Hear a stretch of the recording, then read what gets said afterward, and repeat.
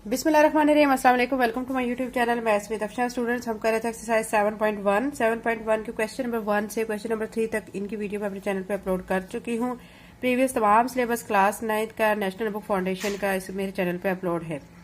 अभी आज की वीडियो में क्वेश्चन नंबर 4 एंड 5 करेंगे। क्वेश्चन नंबर 4 में हमें कहा गया है शो दैट, आपको ये पॉइंट्स दिए गए हैं, ठीक है, आपको A, B, C and D, ठीक है, ये पॉइंट्स आपको गिवन है। वो कह रहे हैं बताएं कि are the vertices of square. Vertices के बारे में मैं आपको बता चुकी हूँ। वर्टिसेस जो है वो वर्टिक्स की जमा है, ठीक है, वर्टिक्स सिंगुलर फॉर्म है और ये वर्टिस इसकी क्या है, प्लूरल फॉर्म है। अब दूसरी बात ये भी याद रखें कि इसमें आपने वर्टिसेस किसको कहा जाता है, जिसमें लाइंस जो है वो ज्वाइन कर रही थी एक पॉइंट पर, तो वो वर्टिक्स कहलाता है। अब स्क्वायर में हमने फाइंड करना है कि ये जो पॉइंट्स हैं ये इस स्क्वायर के वर्टिसेस हैं या नहीं हैं। तो उसके लिए बच्चों स्क्वायर शेप जो होती है, ठीक है, उसमें आपने दो चीजों को याद रखना है कि या आप जो आंसर्स निकालेंगे यानी डिस्टेंस जो फाइंड करेंगे A से B तक का, B से C तक का, C से D तक का और A से D तक का, ये सारे जो डिस्टेंस के जो आंसर्स आएंगे, ठीक है, वो इक्वल आने चाहिए। एक तो ये पॉइंट हो गया। दूसरा पॉइंट ये है कि आपने ये भी देखना है कि आपने पाइथागोरस थ्योरम अप्लाई करना है। उसमें अगर पाइथागोरस थ्योरम लगाने के बाद दोनों साइड्स का आंसर इक्वल आता है, इट्स मीन कि उसमें 90 का एंगल बन रहा है, तो फिर हम कहेंगे कि ये वर्टिसेस ऑफ स्क्वायर हैं, यानी ये पॉइंट्स वर्टिसेस ऑफ स्क्वायर कहलाएंगे। ठीक है, क्वेश्चन नंबर 4 का सोल्यूशन कर लेते हैं। एक्सरसाइज 7.1 का क्वेश्चन नंबर 4 बच्चों हम सॉल्व कर रहे हैं। यहाँ पे हमें A, B, C and D ये पॉइंट्स गिवन है। हमने इनको सॉल्व करके देखना है कि ये वर्टिसेस ऑफ स्क्वायर शेप के हैं या नहीं। ठीक है, तो इसके लिए बच्चों हमने सबसे पहले क्या करना है, A से B तक का डिस्टेंस वो फाइंड करना है, ठीक है, फिर B से C तक का डिस्टेंस वो फाइंड करना है, फिर क्या करना है आपने C से D तक का डिस्टेंस वो फाइंड करना है और फिर A से D तक का डिस्टेंस वो फाइंड करना है। ठीक है, जस्ट मैं आपको एक रफ सी डायग्राम बना के दिखा देती हूँ। जैसे ये बच्चों स्क्वायर शेप है, ठीक है, ये स्क्वायर शेप है। इसमें बच्चों आपने एक चीज को याद रखना है कि इसमें ये अगर इसको A कह रहे हैं, इसको B कह रहे हैं, इसको C कह रहे हैं, इसको D कह रहे हैं, तो A से B तक का डिस्टेंस, B से C तक का, C से D तक का और A से D या D से A तक का, ये सारे डिस्टेंस क्या आने चाहिए, इनके आंसर्स इक्वल आने चाहिए। ठीक है, फिर दूसरा काम भी हम करेंगे कि हम देखेंगे कि इसमें राइट एंगल बन रहा है या नहीं। ठीक है, वो स्टेप वाइज मैं आपको समझाती हूँ। तो सबसे पहले हम डिस्टेंस फाइंड कर लेते हैं। A से B तक का डिस्टेंस मैं फाइंड करती हूँ। A से B तक का डिस्टेंस फाइंड करने के लिए मैं कौन कौन से पॉइंट ले लूंगी, A पॉइंट जो कि है -4 और 2, फिर B पॉइंट, B हमारा क्या है 1 और 4, ये ले लेंगे। ठीक है, उसके बाद जैसे कि प्रीवियस क्वेश्चन में आपको बता चुके हैं, इनको x और y कहेंगे, इसको x कह लेते हैं, इसको y, इसको x कह लेते हैं, इसको y। अब चूंकि हमने जो डिस्टेंस फार्मूला अप्लाई करना है उसमें x1 y1 का जिक्र होता है, x2 y2 का, तो हम इसे x1, इसको y1, इसको x2, इसको y2 कह लेते हैं। अब लगाते हैं डिस्टेंस फार्मूला। यहाँ पे मैं लिख देती हूँ AB और डिस्टेंस फार्मूला आपको बच्चों पता है क्या होता है, x2 minus x1 whole square plus y2 minus y1 whole square. अब क्या करेंगे, वैल्यूज पुट करेंगे। x2 यहाँ पे देख सकते हैं x2 हमारा 1 है, 1 लिख के माइनस x1, ये देखें x1 -4 है, तो ये दोनों माइनस जो है वो प्लस हो जाएंगे और इसका स्क्वायर कर देंगे। ठीक है, प्लस y2 देखें आप 4 है, माइनस y1 जो है 2 है, माइनस लिख के 2 और इसका होल स्क्वायर करेंगे, उसके ऊपर हम स्क्वायर रूट लगा देंगे। ठीक है, अब क्या करेंगे, इन दोनों को ऐड कर लेंगे। 1 + 4 कितना हो जाएगा 5, इसका स्क्वायर हो जाएगा, प्लस 4 में से आपने 2 को माइनस करना है, 2 इसका स्क्वायर हो जाएगा। ठीक है, नेक्स्ट स्टेप में आपने क्या करना है, 5 का स्क्वायर ओपन करेंगे 25 बनेगा, 2 का स्क्वायर ओपन करेंगे तो 4 बनेगा, 25 में आपने 4 को ऐड करना है तो 29 बनेगा। तो ये आपका एक डिस्टेंस आ चुका है। ठीक है, ये एक डिस्टेंस हमारा ए बी आ चुका है। अब हम क्या फाइंड करेंगे, BC फाइंड करेंगे। BC फाइंड करने के लिए बिल्कुल इसी तरह हम करेंगे, BC पॉइंट ले लेंगे। ठीक है, BC में फाइंड कर रही हूँ। B पॉइंट हमारा क्या है 1 और 4, मैंने 1 और 4 लिख दिया है और C पॉइंट हमारा है 3 - 1, ये मैंने लिख दिया है। अब डिस्टेंस फार्मूला लगाएंगे BC लिख के। ठीक है, डिस्टेंस फार्मूला आपको पता है बच्चों क्या होता है, x2 minus x1 whole square plus y2 minus y1 whole square. ठीक है, यहाँ तक करने के बाद फिर अब आप इनको एक्स वाई नेमिंग देंगे, ये एक्स वाई हो जाएगा और इसको फिर x1 y1, इसको x2 y2 कह लेंगे।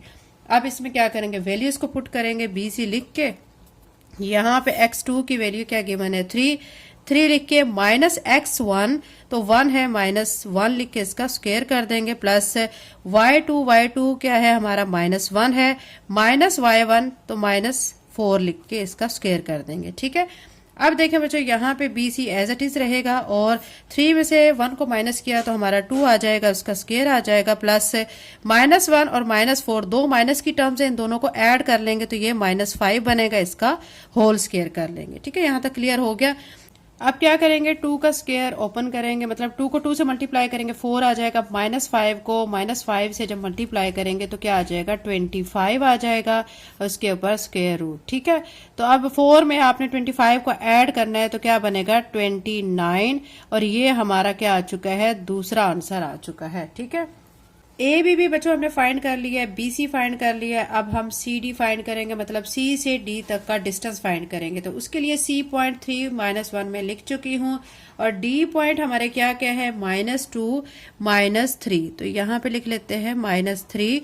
अब हम करते हैं इसका डिस्टेंस फाइंड, यानी सी डी।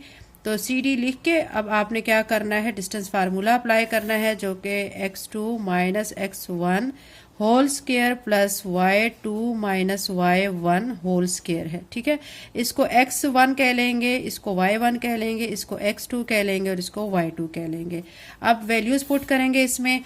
अब देखें x2 है, x2 में देखें यहाँ पे -2 है तो यहाँ -2 लिख देंगे, और -y1, ठीक है, -x1, तो x1 जो है यहाँ पे क्या है 3, तो ये लिखेंगे माइनस लिख के इसका स्क्वायर, प्लस y2 -3 है, -3 लिख के -y1, इसका माइनस इस माइनस से प्लस हो जाएगा, तो यहाँ पे प्लस लिख के साथ में क्या लिख देंगे 1, और इसका होल स्क्वायर कर देंगे। अब यहाँ पे देखिए बच्चों -2 -3 दो माइनस की टर्म्स है, दोनों ऐड करेंगे तो ये -5 बनेगा, इसका स्क्वायर करेंगे, और -3 में से 1 को माइनस करेंगे तो -2 इसका स्क्वायर हो जाएगा। ठीक है, अब क्या करेंगे कि यहाँ देखिए -5 को -5 से जब मल्टीप्लाई करेंगे तो 25 बनेगा, और -2 को -2 से मल्टीप्लाई करेंगे तो 4 बनेगा। तो सी डी जो है वो हमारा क्या आ चुका है, 25 में 4 को ऐड करेंगे तो 29 आ चुका है, और ये हमारा थर्ड आंसर आ चुका है। इसके बाद अब हमने ए से डी तक का डिस्टेंस फाइंड करना है, तो मैं यहाँ पे लिखूंगी ए डी। ठीक है, उसको हमने फाइंड करना है, तो ए पॉइंट जो है वो मैं मेंशन कर दूंगी, वो है -4 और 2, ये लिख लेंगे, और डी जो है हमारे पॉइंट वो क्या क्या है -2 -3, ये लिख देंगे। ठीक है, ये लिखने के बाद अब हम डिस्टेंस फार्मूला अप्लाई करेंगे। यहाँ पे मैं ए डी लिख देती हूँ और यहाँ पे मैं फार्मूला लिख लेती हूँ। ठीक है, x2 - x1 whole square plus y2 - y1 whole square. ठीक है, अब क्या करेंगे, इसको x1 कहेंगे, इसको y1, इसको x2 और इसको y2 कहेंगे। अब वैल्यूज पुट करेंगे, x2 अब यहाँ पे -2 है, -2 लिख के -x1, ठीक है, माइनस हो जाएगा, प्लस यहाँ पे प्लस लिख के 4 लिख देंगे, और इसका होल स्क्वायर, प्लस y2 है -3 -y1, तो -2 लिख के इसका स्क्वायर कर देंगे। अब क्या करेंगे, 4 में से 2 को माइनस करेंगे तो क्या आ जाएगा 2, इसका स्क्वायर, प्लस -3 -2 दो माइनस की टर्म्स है, इनको ऐड करेंगे तो -5 बनेगा, इसका स्क्वायर कर देंगे। अब 2 में 2 को 2 से मल्टीप्लाई करेंगे 4 आ जाएगा, प्लस -5 को -5 से मल्टीप्लाई करेंगे तो 25 आ जाएगा।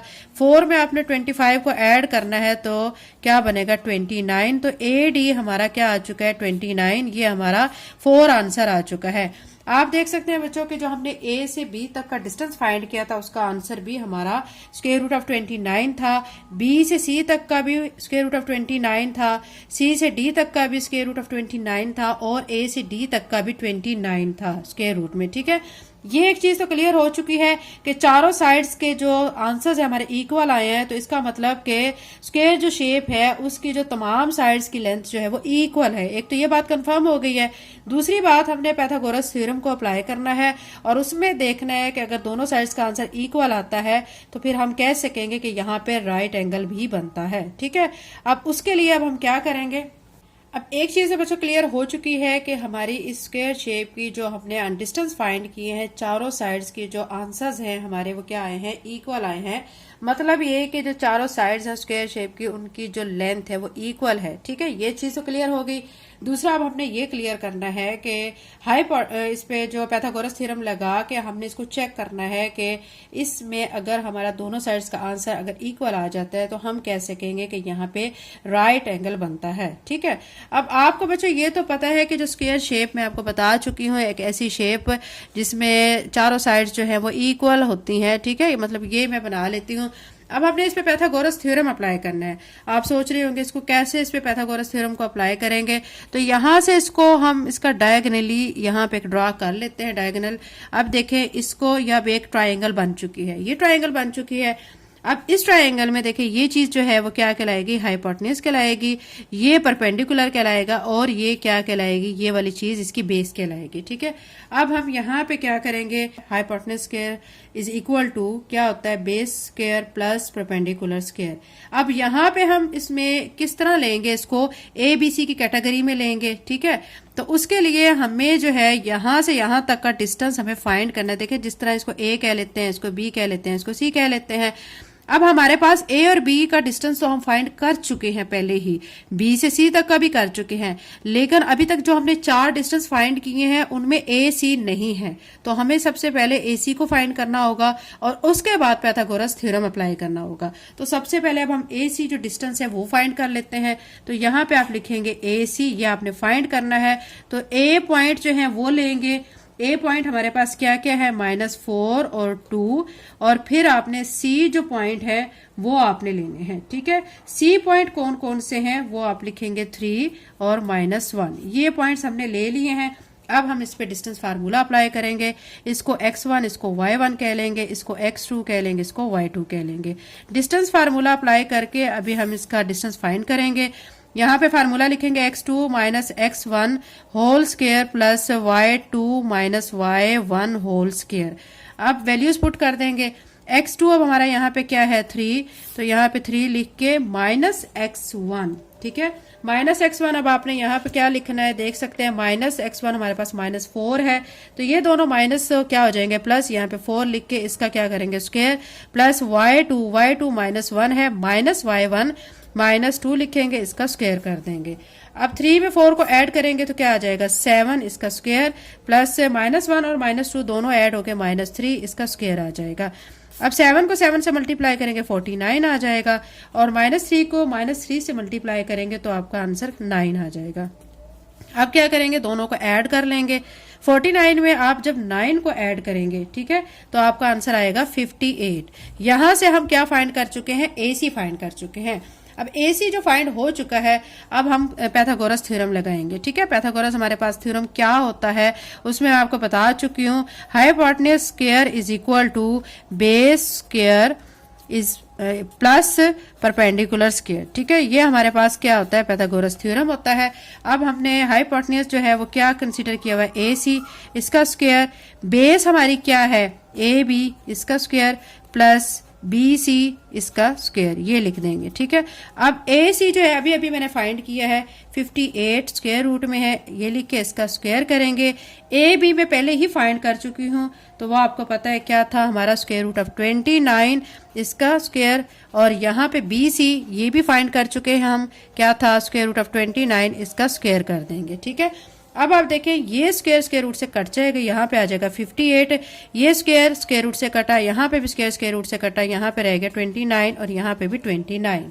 अब 58 यहाँ पे है, 29 में 29 को ऐड करेंगे 58 आ जाएगा। आप देख सकते हैं दोनों साइड्स इक्वल आ चुकी हैं। इट्स मीन कि हमारी जो सेकंड जो शर्त थी वो भी इस पे एप्लीकेबल हो गई है, पूरी हो चुकी है। मतलब आपने स्क्वायर को अगर देखना है कि ये पॉइंट्स इसके वर्टिसेस हैं, तो उसमें आपने 2 चीजों को देखना था कि सारी साइड्स की जो लेंथ है वो इक्वल आनी थी, और दूसरा आपने पैथागोरस थ्योरम अप्लाई करके चेक करना था कि उनकी दोनों साइड्स के आंसर्स इक्वल है या नहीं। ये शो करता है कि यहाँ पे राइट एंगल बनता है। देखिए ये जो शेप मैंने आपके सामने डायगोनली यहाँ पे शो की है, ठीक है, इसमें देखें यहाँ पे ये राइट एंगल बनेगा। ठीक है, तो ये राइट एंगल यहाँ पे बन रहा है, तो इसलिए अब हम लास्ट में क्या लिख देंगे कि एंगल हमारा यहाँ पे राइट एंगल बन रहा है और सारी साइड्स की जो लेंथ है वो भी इक्वल है।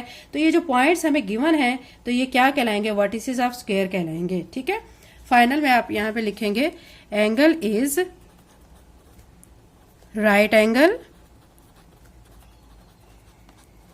and length of all sides are equal. ठीक है, so given points are vertices of square. यही हमें कहा गया था, यही हमसे पूछा गया था कि आप बताएं कि ये जो पॉइंट्स आपको गिवन है ये वर्टिसेस हैं स्क्वायर शेप के कि नहीं. ठीक है, ये बच्चों आपका क्वेश्चन नंबर 4 कंप्लीट हो चुका है. क्वेश्चन नंबर 5 करते हैं. एक्सरसाइज 7.1 का क्वेश्चन नंबर 5 है. शो दैट था, ये आपको पॉइंट्स गिवन है. ठीक है, आपने बताना है कि ये वर्टिसेस हैं पैरेललोग्राम के नहीं. ठीक है, आपको एक शेप दे दी गई है. ठीक है, आपने इसके वर्टिसेस बताना है कि ये पॉइंट्स जो हैं इस शेप के क्या है, वर्टिसेस कहलाएंगे या नहीं. इसका आपको कैसे पता चलेगा कि ये पैरेललोग्राम शेप के वर्टिसेस हैं या नहीं हैं. उसके लिए आपने क्या करना है, सबसे पहले तो इनके डिस्टेंस फाइंड करने हैं. ठीक है, डिस्टेंस में अब आपने क्या करना है, ए से बी तक का डिस्टेंस फाइंड करना है, बी से सी तक का, ठीक है, सी से डी तक का और डी से ए तक का या ए से डी तक का डिस्टेंस फाइंड करना है. ठीक है, अगर उनकी ऑपोजिट साइड्स जो होती हैं उनके डिस्टेंस अगर इक्वल आ जाते हैं तो एक तो ये शर्त हमारी पूरी हो जाएगी, वो फिर क्या होंगे, वर्टिसेस ऑफ पैरेललोग्राम शेप हो जाएंगे. और दूसरी बात ये है कि फिर आपने पाइथागोरस थ्योरम को इस पे अप्लाई करना है. उसमें अगर आपका राइट एंगल बन जाता है तो फिर ये वर्टिसेस नहीं होंगे. ठीक है, अगर उसमें राइट एंगल नहीं बनता, मतलब ये कि उसके एक साइड का आंसर दूसरी साइड के इक्वल नहीं आता, तो फिर ये वर्टिसेस कहलाएंगे. ठीक है, इसके पैरेललोग्राम के वर्टिसेस कहलाएंगे. क्वेश्चन नंबर 5 का सोल्यूशन करते हैं. क्वेश्चन नंबर 5 बच्चों हम सॉल्व करने लगे हैं. हमें ये पॉइंट्स गिवन है. ठीक है, हमने बताना है कि ये पॉइंट्स वर्टिसेस हैं पैरेललोग्राम के या नहीं. तो रफली स्केच में आपको बच्चों बताती हूँ बना के. ये देखें, अगर मैं आपको ये शेप एक बना के दिखा रही हूँ, ठीक है, तो इसमें आप इसको क्या कह सकते हैं, ये पैरेललोग्राम शेप है. इसको रफली मैंने ड्रा किया है. आपने ये देखना है कि इसमें आपके जो ऑपोजिट साइड्स के जो डिस्टेंस है वो इक्वल आ रहे हैं या नहीं.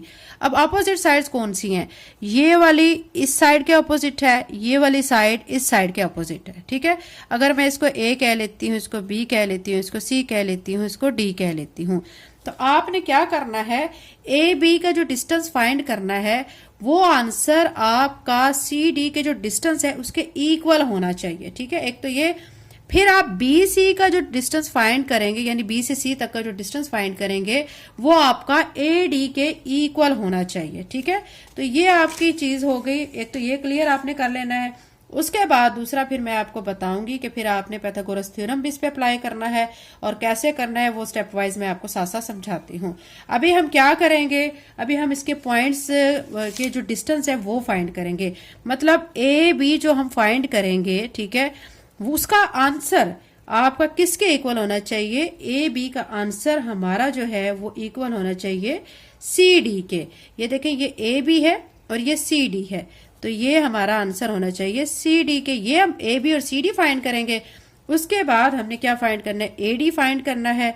तो ए डी ये फाइंड करेंगे, इसका आंसर हमारा बी सी जो है उसके आंसर के इक्वल होना चाहिए. ठीक है, अब सबसे पहले हम क्या करते हैं कि ए बी फाइंड कर लेते हैं. तो ए बी फाइंड करने के लिए मैं क्या करूंगी, ए पॉइंट जो है वो ले लेती हूँ, वो क्या है, -4 -1. फिर उसके बाद बी पॉइंट ले लेते हैं. बी हमारे पास क्या है, 0 -2. ये लिख लिया है. इसको मैं x1 कह लेती हूँ, इसको y1, इसको x2, इसको y2. ठीक है, वीडियो बनाते हुए बच्चों कोई मिस्टेक हो जाए तो उसके लिए माजरत करते हैं, क्योंकि वीडियो बनाने वाले भी आपकी तरह के इंसान होते हैं, उनसे भी मिस्टेक हो सकती है, तो आप करेज किया करें. ठीक है, अच्छा जी, अब हम क्या करेंगे, अब हम इस पे डिस्टेंस फार्मूला अप्लाई करेंगे. तो ए बी लिख के डिस्टेंस फार्मूला मैं यहाँ पे लिख लेती हूँ, x2 - x1 whole square plus y2 - y1 whole square. ठीक है, अब हम वैल्यूज को पुट करेंगे.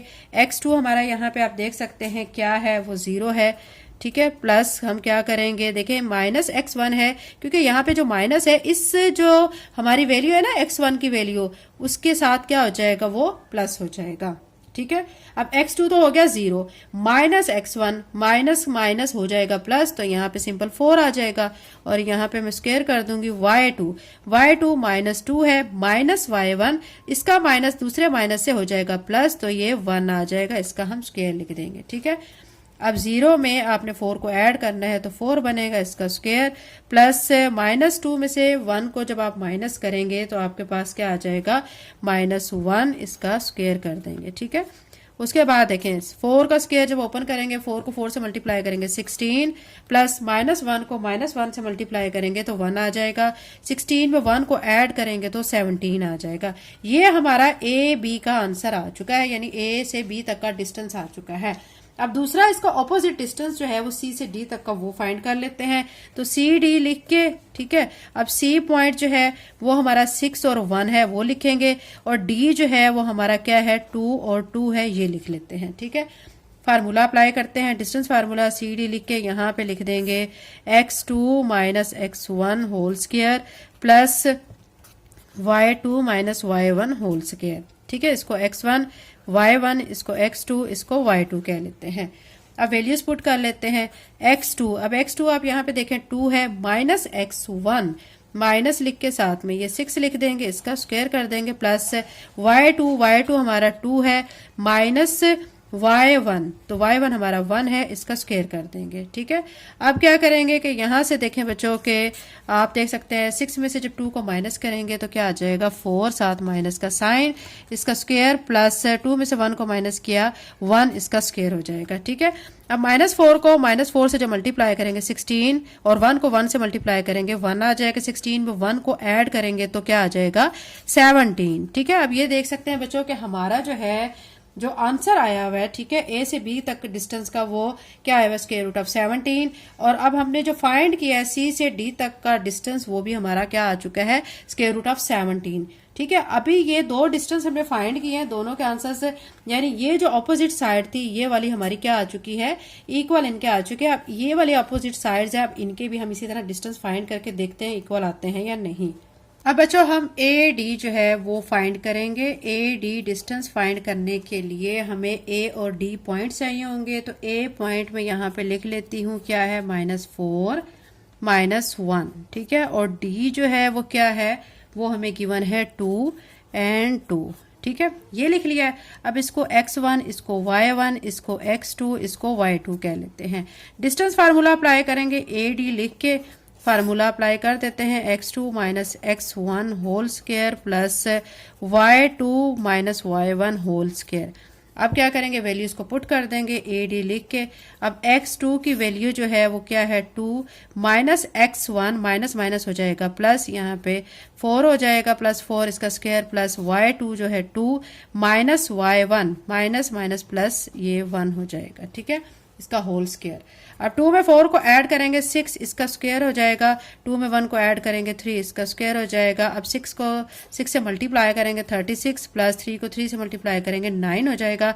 36 में आपने 9 को ऐड करना है तो ये बन जाएगा आपका आंसर 45 स्क्वायर रूट में। ठीक है, ये आ चुका है ए डी का। अब हमने दूसरा किसका फाइंड करना था, इसके ऑपोजिट साइड बी सी थी। ठीक है, बी सी का फाइंड कर लेते हैं। बी सी लिख के इसका हम क्वेश्चन मार्क लगाते हैं, बी पॉइंट लिख लेते हैं। बी पॉइंट है हमारे पास 0 -2, और हमारे जो सी पॉइंट है वो कौन कौन से हैं, 6 और 1। ठीक है, ये हमने लिख लिए।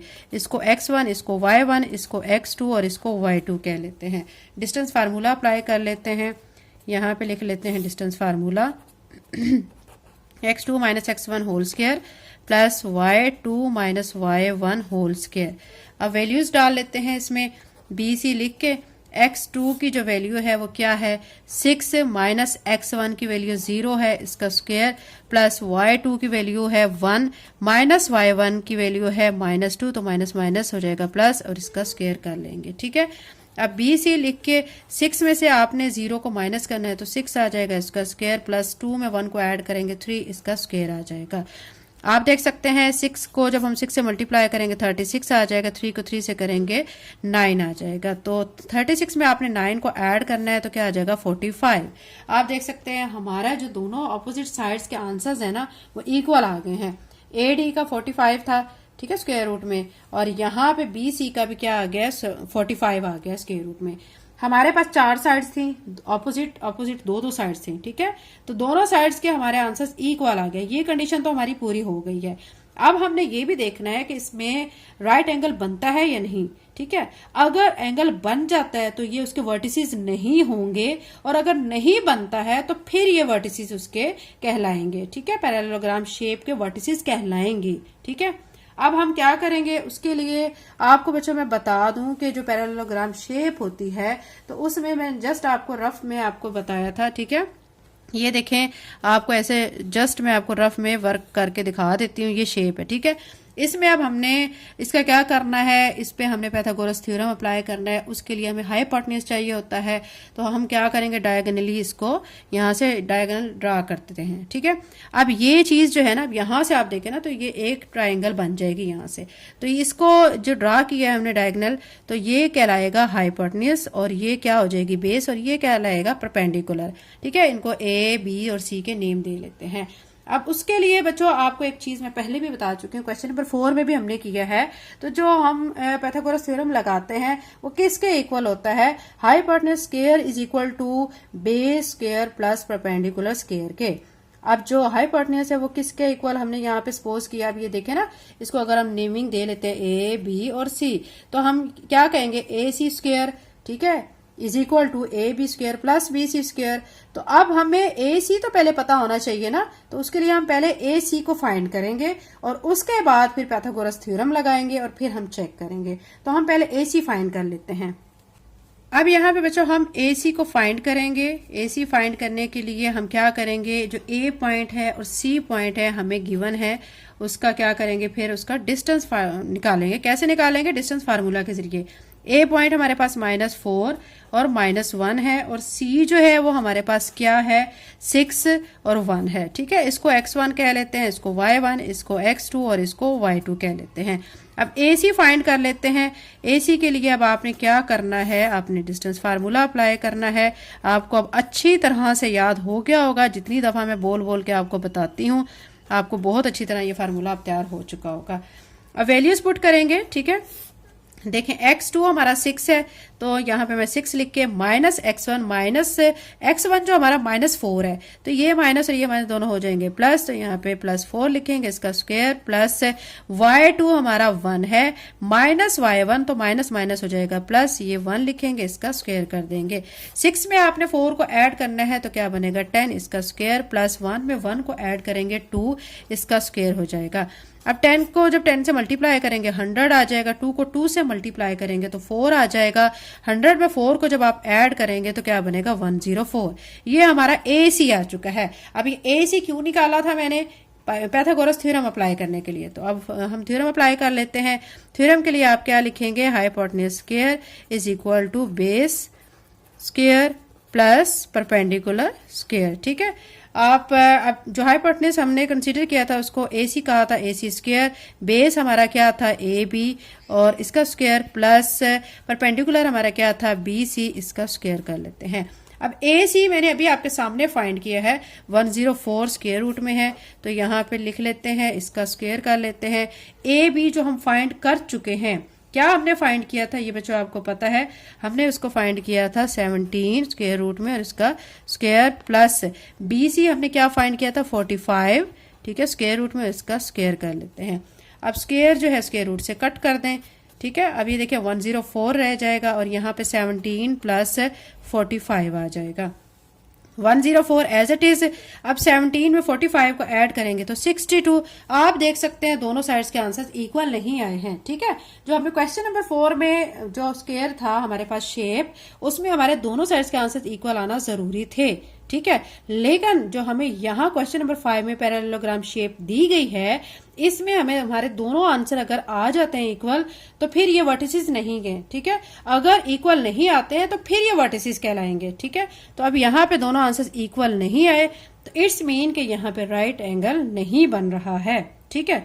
तो फिर अब फाइनली आप क्या लिख देंगे यहाँ पे, angle is not right angle, so given points